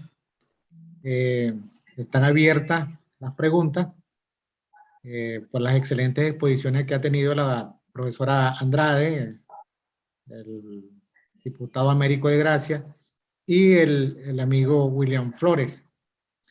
Yo quería aprovechar la oportunidad de iniciar una pregunta a la doctora Andrade, a la profesora Andrade, y es que si desde el centro de estudio que ella dirige hay estudios ambientales que nos puedan acercar, nos puedan, digamos, decir esa zona impactada por el arco minero, ¿cuál sería el tiempo de recuperación? Si hay alguna manera de recuperar esos espacios impactados, esas áreas impactadas desde el punto de vista ambiental. Y por otro lado, quería preguntarle cuál sería, si la aprobación de la Jurisdicción Especial Indígena, que es constitucional, si sería una solución para que las comunidades indígenas dieran o pusieran freno a esas concesiones que ha dado el gobierno. Sabemos que es difícil, pero no sé si ustedes dentro del centro de estudio que usted dirige tienen algunos estudios que nos pudieran dar a entender acá. Por favor, profesor Andrade. Muchísimas gracias. Bueno, yo agradecer la oportunidad incluso de poder escuchar a Américo y los relatos de vida del diputado Flores. En relación a la primera pregunta, que creo que además me parece son muy importantes, en primer caso, en relación a los impactos ambientales, la universidad tiene estudios en materia de, digamos, tiene una unidad que es la unidad de coordinación ambiental, y ciertamente reportan la mayoría de esas investigaciones, como todos sabemos, que la remediación ambiental supondría un trabajo continuo, ordenado, una transformación del tipo digamos, de tecnología y la utilización efectiva en relación a la eliminación del mercurio, no la sustitución por las supuestas plantas de cianuración para el manejo de las arenas, que lo que está trayendo es igualmente algunos problemas. Es decir, con lo cual los estudios reportan que efectivamente, no solamente los nacionales, sino los internacionales, que los niveles de deforestación, los niveles de afectación, no solamente por mercurio, sino además físico-química de las aguas, ya decía Américo, pues los efectos, los daños en la cuenca y por lo tanto de su impacto en la generación eléctrica, esos impactos y por supuesto en la biodiversidad. O sea, yo creo que eso sí no se ha reportado completamente. Es decir, hay un estudio por hacer que tendría que ver los impactos que ha tenido en la biodiversidad y en la conducta y en el manejo de los animales, por ejemplo. Se ha dicho la aparición fuera de sus santuarios naturales, por ejemplo, de tigres, de algunas especies que han ido emigrando por razones del impacto ambiental. Eso no está completamente estudiado, pero ciertamente eso sería lo que faltaría. Y la pregunta, ¿cuánto requeriría eso? Pues evidentemente todos sabemos la fragilidad de ese ecosistema y por lo tanto las estimaciones no son nada halagüeñas en relación al tiempo que requeriría si aún empezáramos hoy a poder hacer esos estudios de remediación, que incluso muchos de ellos estaban previamente calculados, al menos lo que se refieren a la reforestación, en el propio plan de ordenamiento minero, digamos, ahí estaban las hectáreas que habría que hacer y esas hectáreas no se han hecho, con lo cual tenemos al menos 6 años de retraso, a eso lo tendría que usted sumar el triple de años para poder recuperarlo. En relación a lo segundo, pues nosotros estamos abriendo en el Centro de Estudios Regionales, tenemos una línea de investigación que tiene que ver con derechos de los pueblos y comunidades indígenas, y ciertamente la jurisdicción está dentro de nuestro ámbito de posibilidades. Y aquí lo que habría que decir que yo creo que todo el acompañamiento que habría que hacer a pueblos y comunidades indígenas es fundamental, porque si alguna resistencia, con todo lo que obviamente ya señalaba el diputado Flores, que ha significado la violencia y la configuración de grupos y bandas armadas y la desterritorialización del Estado, pero sí creemos que los grupos, las pueblos y comunidades indígenas que habitan en esos territorios han sido la resistencia única que se le ha, digamos, impuesto a esta política de creación, con lo cual todos los esfuerzos que haya que hacer en formación y capacitación para esta jurisdicción y para la organización de pueblos y comunidades indígenas, yo creo que no sería en balde, pues yo creo que efectivamente allí hay una claridad en los grupos y pueblos y comunidades indígenas, una claridad de lo que significa la pérdida de territorio, más allá de que efectivamente, como señalaba digamos, el profesor Tulio, ciertamente los muchachos, sobre todo, y preocupa de los pueblos y comunidades indígenas, especialmente los más cercanos en el municipio de Gran Sabana, estén mirando a la minería, pero yo sí creo que hay también un esfuerzo de gente dentro de esas pueblos y comunidades, habría que fortalecer. La jurisdicción yo sí creo que, como todas las herramientas de las cuales dispone en el reconocimiento de sus derechos, en el reconocimiento de la diversidad de los pueblos y comunidades indígenas, pues tienen que ser utilizadas. Nosotros en el centro estamos trabajando en eso. Recién hemos abierto esa línea de investigación porque nos parece esencial, está a cargo de la doctora Carla, quien es la que lleva ese proyecto, Carla Pérez, y lleva ese proyecto dentro del Centro de Estudios Regionales de la Universidad.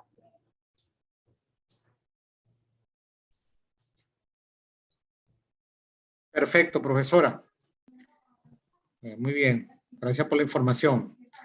Bueno, están abiertas para las preguntas de los ponentes. Aquí estoy revisando. Aquí está una pregunta de Ángel Gustavo. Dice que está haciendo el gobierno interino sobre esta denuncia que conmueve. Bueno, creo que todas las propuestas de solución que tengan a bien llevarnos a feliz término serían bienvenidas, porque se trata, digamos, del país. Se trata de culturas enteras, poblaciones enteras que están, evidentemente, personas que estén al frente de instituciones, que tengan, digamos, alguna posibilidad de apoyar, bienvenido será. Y en ese sentido, queremos también recalcar ese aspecto desde acá, que vamos reiterando que desde el Instituto de Estudios Parlamentarios estamos discutiendo, analizando todos esos temas que son importantísimos y temas que de alguna manera queremos que la gente también se haga parte de esos temas importantes para el país. Bueno, no tenemos otras preguntas por aquí. Sin embargo, dándole chance a quienes tengan alguna inquietud, alguna pregunta, yo quería preguntarle al diputado Américo de Gracia, ante las continuas denuncias y las muchísimas denuncias que ha hecho, quisiéramos saber cuáles han tenido respuesta, ¿no? Porque sabemos que son muchas, pero sabemos que cómo funciona el sistema de justicia, o digamos la condición en que está el sistema de justicia en el país, y esas denuncias que se han realizado, ¿dónde han tenido eco? ¿En qué parte han tenido eco? Si bien aquí internamente o afuera, porque ciertamente el arco minero no se ha parado, sigue su rumbo. Entonces queríamos preguntarle a Américo cuál es la situación actual y si ha tenido alguna respuesta a esa cantidad de denuncias que se han hecho sobre el arco minero con respecto a los derechos humanos de los afectados, que es todo el pueblo venezolano. Adelante, Américo.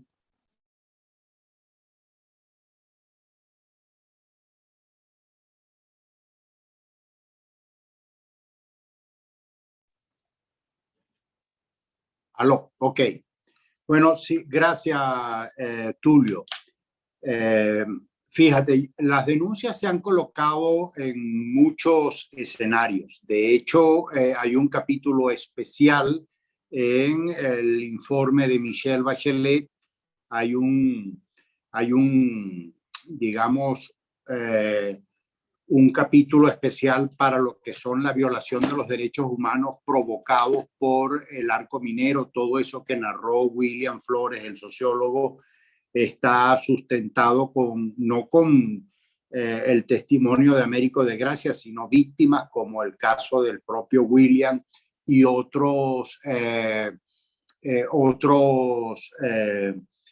otras víctimas, tanto de la masacre de Cumaracapay, de la masacre de Masupa, de la masacre de Tumeremo, de la masacre de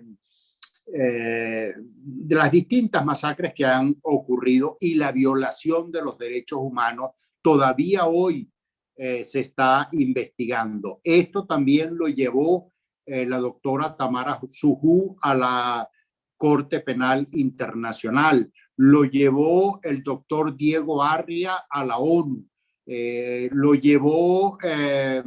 llevamos a la OEA en su oportunidad, al Grupo de Lima, al Parlamento Amazónico, al Parlamento Latinoamericano, a la Fiscalía del Ministerio Público en la oportunidad en la que estuvo la doctora Luisa Ortega Díaz, a la misma Defensoría del Pueblo que dirigía en ese momento Tarek William Saad. Se nombró una comisión dentro de la Asamblea Nacional electa en el año 2015 dedicada especialmente al tema del arco minero.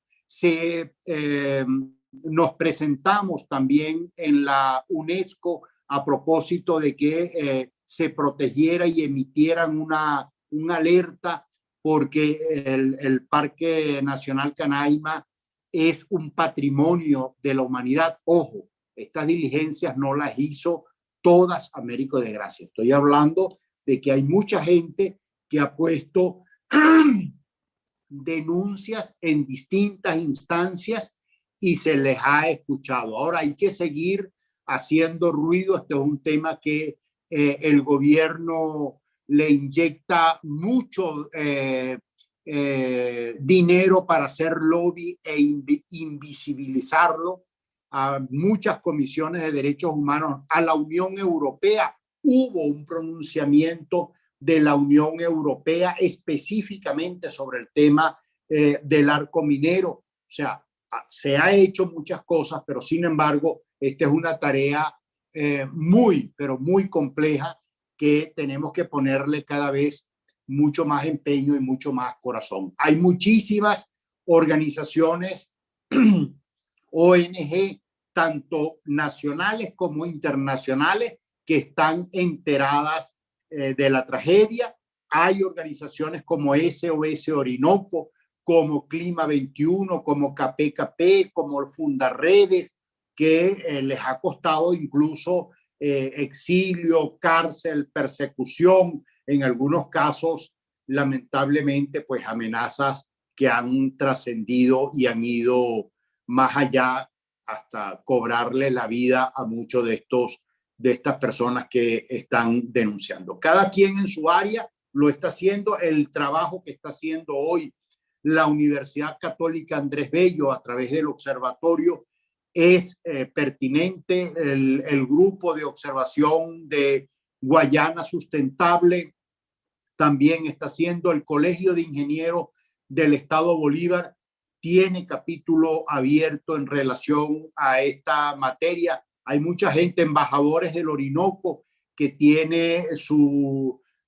principales directivos fuera del país, pero todos venezolanos, en Noruega, en Suecia, en Holanda, en Francia, en Alemania, están trabajando sobre esta materia. El Parlamento del Reino Unido recibió a una delegación que fue a presentar el tema del arco minero del Orinoco, y fundamentalmente del tema que tuvo que ver con la masacre de Cumaracapay, en la voz del hoy lamentablemente fallecido Ricardo Delgado, dirigente Pemón y ex alcalde del municipio Gran Sabana. Todas estas tareas se están haciendo y por supuesto me temo y sospecho que falta mucho más por hacer. Muchas gracias.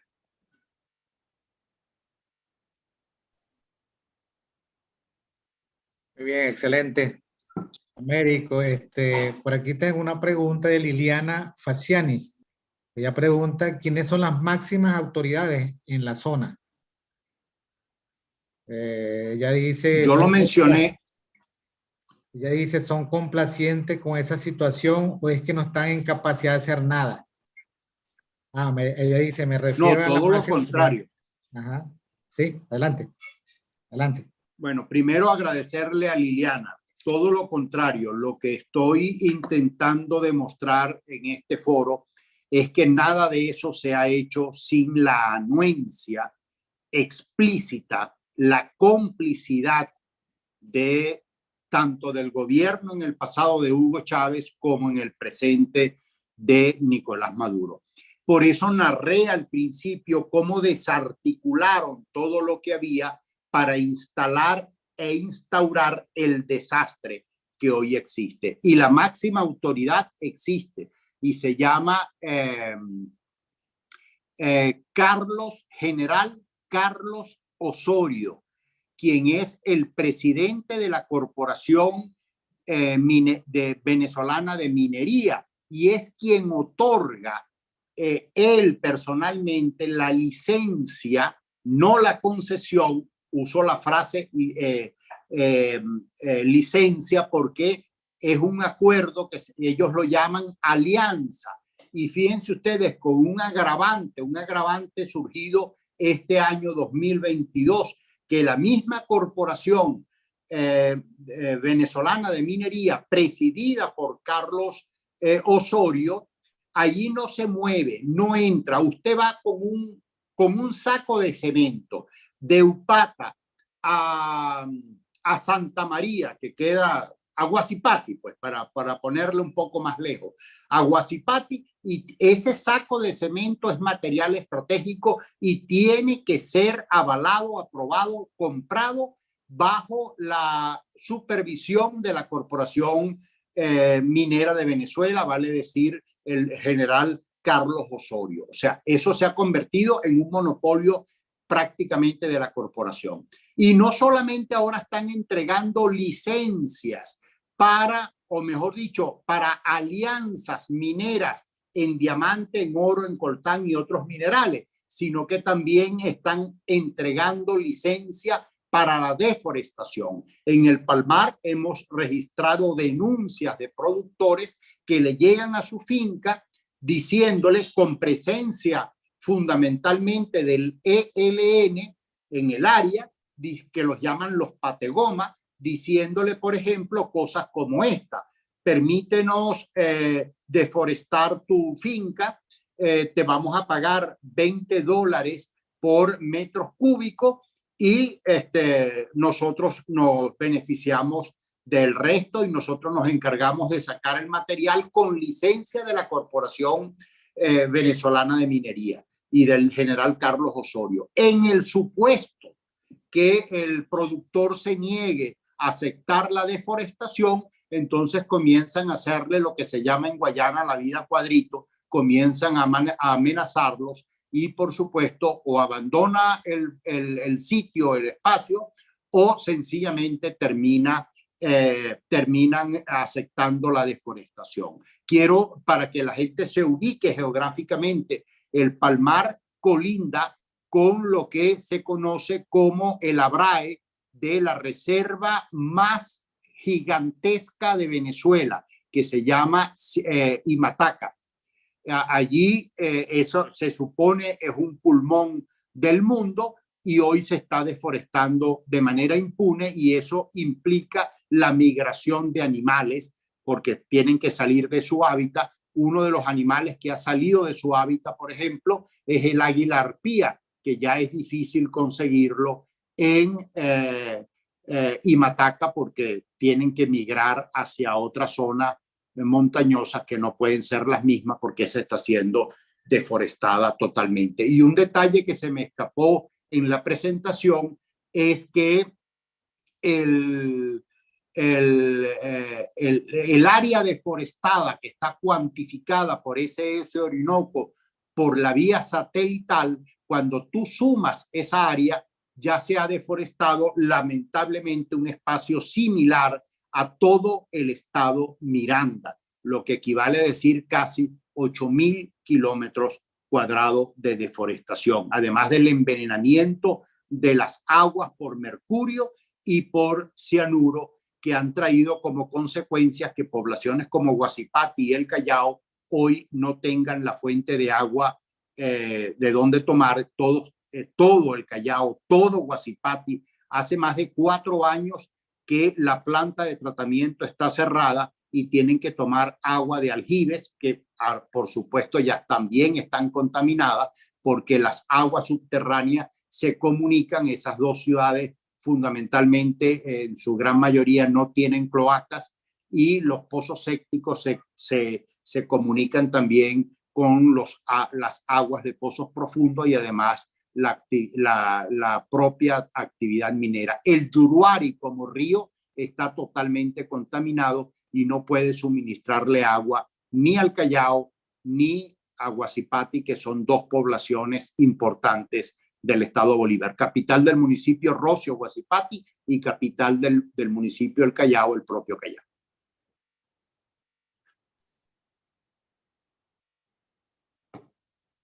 Muy bien. Sí, situaciones bastante lamentables con esa. Imagínense la cantidad de árboles que están sucumbiendo ante esta situación del arco minero, de la minería. Por aquí no tenemos otra pregunta. Sin embargo, tengo una pregunta aquí para el señor William Flores. Él hablaba de que las personas allí en la mina no tienen, como lo decía también la profesora en su exposición, la fragilidad de las instituciones. Las personas que se encuentran en minusvalía, ¿a dónde denuncian? En la zona, ¿a quién denuncian? ¿Y quién soluciona esa denuncia? Porque sí, debe haber alguien que solucione allí. Entonces, ¿quién sería quién ejerce la institucionalidad entonces allá en la mina, William?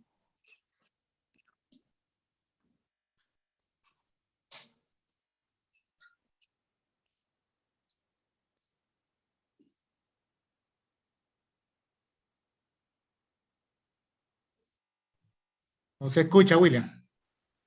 Allí. Ahora sí. Gracias, Tulio, por la oportunidad. Como te lo dije en mi intervención, allá las leyes venezolanas no existen. Es lamentable decirlo, pero es la cruda realidad. Allá las leyes las impone el pranato. Como te lo dije, la Guardia Nacional, la Policía del Estado Bolívar, las alcaldías son entes decorativos, figuras decorativas. Allí no valen denuncias, allí. Yo tuve la oportunidad de ver una persona que llevaban prácticamente para un señor, lo llevaban unos motorizados del sindicato. Y esto lo puedo decir con voz propia porque lo vi. Yo voy detrás en mi carro y ellos van delante en la moto, llevan al señor en el medio, van 3 personas. O sea, que va manejando la moto, al señor que llevan en el medio, un señor de unos 65 años más o menos, y el otro que va de coparrillero. Cuando vamos llegando a la alcabala de Las Claritas, ahí están unos policías acostados. El señor se les tiró de la moto y salió corriendo y se le guindó al jefe de puesto de la Guardia Nacional que estaba allí. Y le empezó se le guindó de las piernas y le dijo: mire, estos señores me quieren asesinar, me llevan para la gallera del kilómetro 88 a asesinarme. ¿Y qué hizo el guardia? El guardia, como pudo, se soltó al señor y se lo entregó a los del sindicato para que se lo llevaran para allá, para la gallera. Entonces, esta es una clara demostración, Tulio, de que allí no hay ley. O sea, las personas que están en las zonas mineras están prácticamente a la ley de Dios, a la buena de Dios. Allí la única manera de ver las leyes es que te salgas de allí, te regreses a Upata, hacia Ciudad Bolívar, a Puerto Ordaz, a Caroní. Pero mientras tú estés allá llámese de Guasipati, el Callao, Tumeremo, El Dorado, el 88, Las Claritas, allí las leyes que prevalecen son las leyes del pranato. Las leyes del pranato. Allí cualquier delito eso lo solucionan los malandros. Allí cualquier denuncia, las personas que habitan en la zona de Sifonte, en la zona del Callao, en la zona de Rocio, todas las denuncias las manejan, las tramitan directamente por allá, por el pranato, lo que llaman las bases, los mecates, porque eso es lo que se maneja allí. Usted va a poner una denuncia ante la Guardia Nacional, ante la Policía del Estado, eso no prevalece. Eso no camina, porque lo primero que ellos caminan abrazados de la mano del pranato.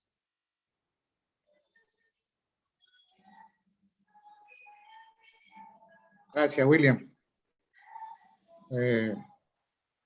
Aclarado. Por aquí hay otra pregunta. Me imagino que es con el diputado. Liliana pregunta, ¿cómo podemos los ciudadanos contribuir a salvar lo que queda de la Gran Sabana y del Amazonas? ¿Pudiera contestar? ¿Hay alguna? Yo pudiera decir acompañando en todo eso el proceso de denuncia, bueno, toda iniciativa que tenga que tengan los ciudadanos para llevar a cabo eso. Sin embargo, bueno, diputado.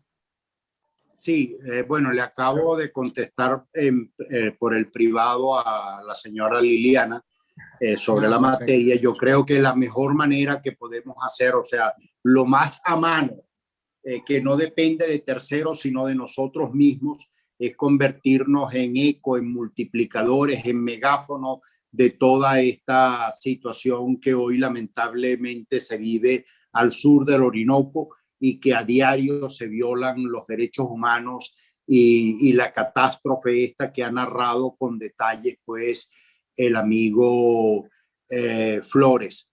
Y que, por supuesto, son mucho más las historias que no se saben que las que se conocen. Porque quienes terminan confesando, hablando, revelándose, pagan pues con su vida, con mutilaciones, y hay suficientes historias al respecto. Basta con revisar la prensa regional por la vía de la web, El Progreso, El Diario de Guayana, El Correo del Caroní, Primicia, El Bolivarense o cualquier otra de estos periódicos que ya no circulan de manera impresa, pero que se la pueden ver en la web, como a diario, una vez a la semana, amanecen personas en las plazas Bolívar, fundamentalmente del Callao y de Guasipati, desmembradas, metidas en sacos. Eso se paga lamentablemente con la vida. O sea, la violación de los derechos humanos no es un asunto, como dice William, que ocurre nada más que en Somalia o en Ruanda o en cualquiera de estos países. Cuando nosotros hablamos de oro de sangre, lamentablemente, o de diamantes de sangre, o de coltán de sangre, estamos hablando con propiedad de que esto desafortunadamente es lo que ocurre al sur del Orinoco, y que está también, o estamos intentando documentarlo para que el mundo entero sepa lo que ha traído, pues, las consecuencias, los efectos que ha traído este desastre. Y no es fácil decir, vamos a acabar con la minería tan pronto lleguemos mañana a Miraflores, porque esto no se va a resolver por decreto. Por eso hablamos de un cambio de modelo que tiene que ser integral, holístico, o sea, tienen que jugar roles muchos otros actores y factores, incluso de ayuda, a mi juicio, de carácter internacional, no solamente económico, sino también desde el punto de vista social, sociológico, político, de apoyo humanístico, de gente que sea especializada en situaciones en donde se ha violado de manera sistemática los derechos humanos, y que podamos nosotros reponer los derechos y la institucionalidad en nuestro país.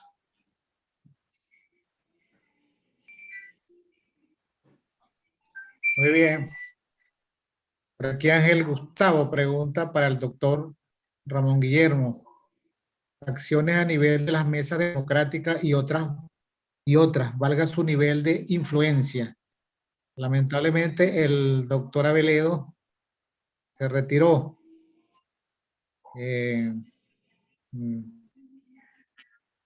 Con esta cerramos. Una pregunta para, la puede responder la profesora Andrade. Dice Luis Paul, pregunta, ¿qué sucede en Canaima como centro turístico?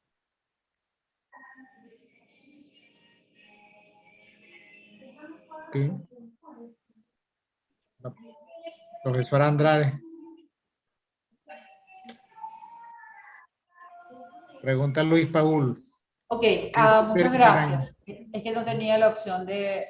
muchas gracias. Ciertamente es una excelente pregunta, Luis Paul, porque tiene que ver con otro tema esencial dentro de este modelo del que hablaba, de que hemos hablado en la mañana, y tiene que ver con que es un modelo que ha negado las posibilidades de alternabilidad en el desarrollo, y ciertamente el turismo es una posibilidad de alternativa frente a la actividad minera.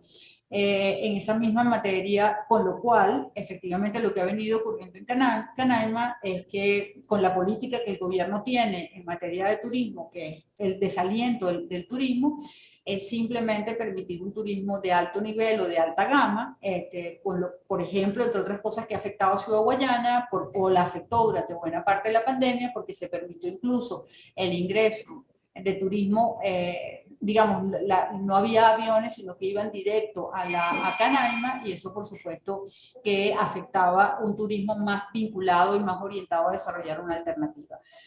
Ciertamente hay un turismo de alta gama, pero que tiene las inconvenientes. Hay un excelente trabajo que ha publicado el Correo del Caroní sobre lo que significa incluso el tema del tratamiento del agua, todo lo que significan los servicios asociados a la actividad turística en Canaima están profundamente afectados, como afectado está el resto de la actividad turística en el estado de Bolívar, producto no solamente del efecto del COVID, que ciertamente afectó la actividad turística en general en la zona, además por la forma en la cual el gobierno lo manejó, pero adicionalmente los problemas de servicios que tiene el propio Canaima para poder generar una alternativa mucho más masificada y una posibilidad alternativa de turismo. Entonces yo creo que efectivamente eso es lo que está sucediendo en este momento en Canaima como centro turístico.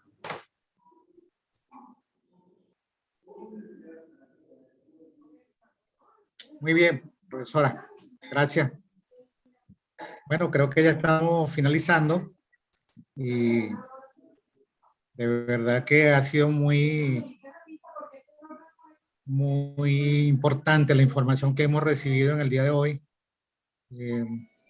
Reiteramos pues el agradecimiento a la profesora Andrade. Estaremos pendientes de esas investigaciones y esos trabajos que están desarrollando a través del centro que usted dirige acertadamente, y desde aquí también nos ponemos a disposición en lo que respecta a el estudio y el acompañamiento en cuanto al tema de la jurisdicción especial indígena, del cual también tenemos noción por ser también parte de una comunidad, en este caso del pueblo Cariña. Hemos venido, por cierto, en estos últimos días hemos tenido algunas denuncias de desconocimiento de autoridades electas de acuerdo a los usos y costumbres de las comunidades. Sin embargo, cuando se va a los registros para protocolizar las actas de asamblea donde se le elige como autoridad, simplemente esas autoridades desconocen, echando por la borda todo lo que establece el artículo 119 de la Constitución, que es el reconocimiento del Estado a toda una estructura de funcionamiento económico, social y político. Entonces un funcionario desconoce todo eso. Es importante ¿verdad? Nosotros, como lo decía usted, el acompañamiento para llevar a cabo que se materialice, perdón, la jurisdicción especial indígena, porque hay muchos contras en cuanto a eso, pues. Hay mucha oposición en querer reconocer la jurisdicción especial cuando eso tiene basamento constitucional. Y bueno, estamos desde el Instituto también de Estudios Parlamentarios a sus órdenes. Y en cuanto a lo que decía el diputado Américo, ciertamente hay esa cantidad de denuncias. Hemos seguido, como decía el doctor Averedo, hemos seguido su denuncia. Sabemos que una persona conocedora, Dios mediante, pues que, así como lo decía en su última intervención, haya eco. Estamos seguros que sí, eco aquí y allá, aquí de parte de la población y afuera de esas instituciones que han dado, digamos, han dado mucha lucha en cuanto a que los derechos humanos de los venezolanos sean respetados. En el caso de los derechos, en el caso del narco minero, las comunidades indígenas, las poblaciones mineras, sabemos las condiciones en que se encuentran, en total minusvalía, cosa que decía el amigo William.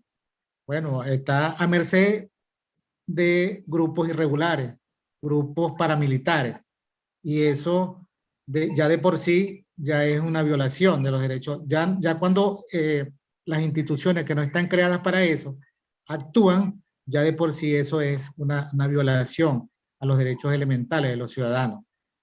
Y por eso le decía al diputado, lo que decía el diputado Américo, bueno, el acompañamiento de la población es muy importante.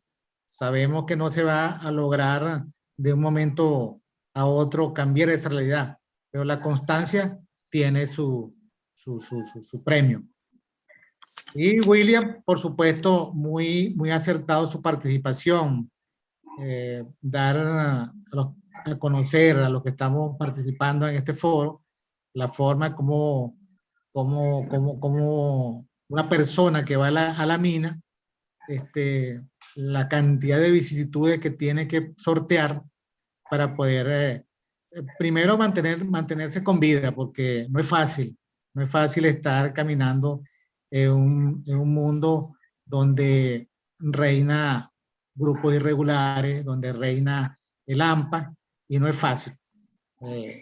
Por eso te agradecemos mucho esas experiencias, William, y reiterándote pues que las ventanas de este instituto están a la orden para otras nuevas oportunidades. Agradecido nuevamente, Américo, gracias por aceptar ser ponente. Estamos pendientes de tu denuncia. Las comunidades indígenas están pendientes. Por cierto, ahorita me están escribiendo por el privado. Y la doctora Aiskel, agradecido también por su conocimiento, por su aporte. Nuevamente reitero que estamos a disposición. Bueno, muchas gracias a todos. Saludos.